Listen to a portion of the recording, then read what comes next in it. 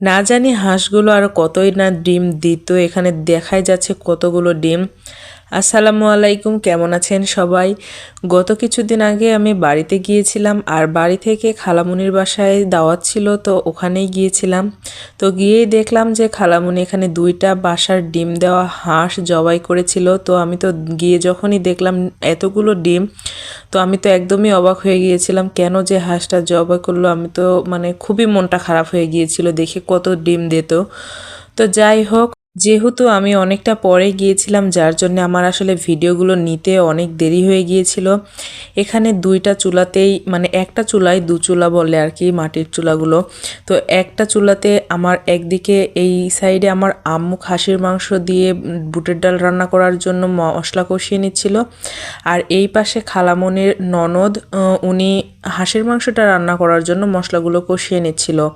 তো এই পাশে প্রথমেই আমার আম্মুর মশলাগুলো কষিয়ে খাসির মাংসগুলো দিয়ে দেওয়া হয়ে গিয়েছে।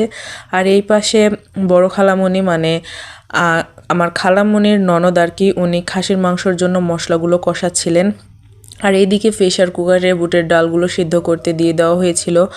আর আমার খালামণিরা ভুট্টার যে গাছটা আছে সেই গাছ কায়রা, তারপরে মানে বিভিন্ন রকমের লাকড়ি দিয়ে রান্না করে, যার জন্যে চুলার পাড়ে এত পরিমাণে ছাইগুলো হয়।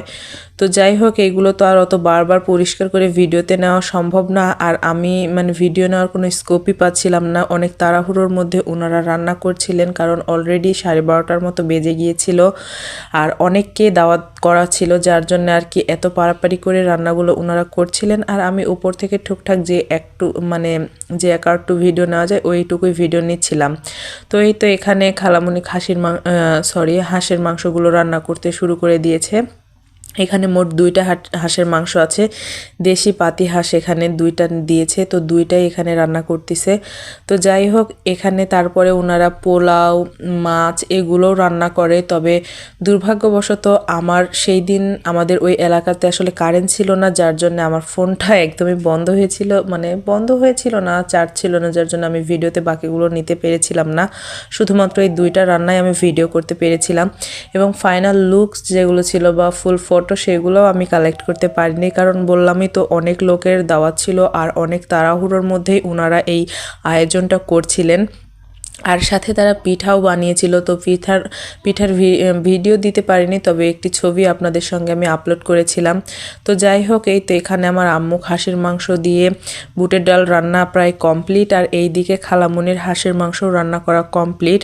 তো সবাইকে অসংখ্য ধন্যবাদ আমার ভিডিওটি সম্পূর্ণ দেখার জন্য। আর আমার ভিডিওটি যদি ভালো লেগে থাকে অবশ্যই একটি লাইক, কমেন্ট এবং শেয়ার করে দেবেন।